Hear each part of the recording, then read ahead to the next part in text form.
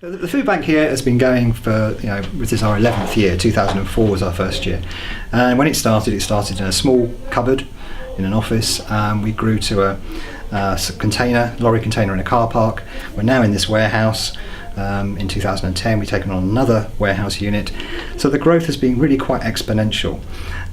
When we first started, we gave out 1,000 food parcels in a year. We now give over 1,000 each month. Now some of that you can put down to the profile of food banks across the country has been escalated by political debate, by need being identified. So there are far more food banks than there ever were in 2004. But we as a local grassroots organisation, we weren't asked to be set up by government. We don't get government money. We're supported entirely by the goodwill and the support of people in the community. They give us the food, they give us their time as volunteers, and thankfully they give us money as well.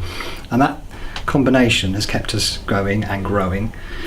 As the need has escalated, and I suppose the biggest development has been in the last 3 or 4 years, we've gone from 9,000 to 14,000 food parcels.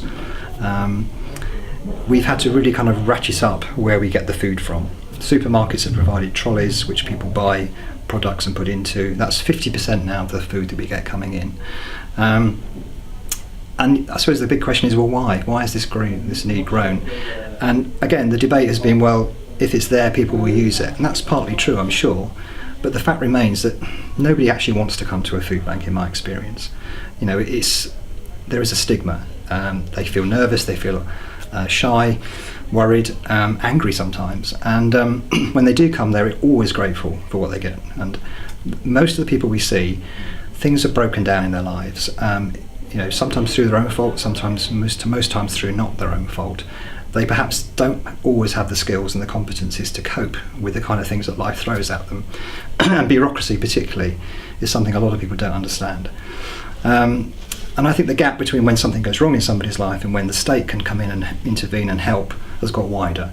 I suppose the difficulty is there are people that live their life in a way that they're almost in, continual crisis, and they're the people with enduring problems of one sort or another that we're not really geared up to help. But as a charity, our default position is to help, and we will help, but we work a lot with other agencies. So the Citizens Advice Bureau, the local authorities, the social services, but also churches, also doctors' surgeries, schools, all of the other charities that provide support to people in the community. And if we didn't do that, we'd be very irresponsible, I think, because we're not like an open door where you just come and get food, whatever the circumstances. There needs to be a path that somebody's on to sorting out their problems, because unless they sort those problems out, that dependency and that link is not going to be broken. The plus side of food banks, which I'd like to put in really, is that we are so grateful for the support we get, and that's reflected in the fact we have something like 70 volunteers involved in the food bank across the week. And that ranges from people who have retired, people who are perhaps at home with children, and also people that have got some kind of supported need. So in here this morning there's been people splitting rice and sugar. They've got brain injuries, but they come every week, they love it. We have a good social time with them, and we know they're going to come with support. We've got Jessie in there at the moment who's doing something very similar. And we also have school groups come in, we have corporate days for people in work.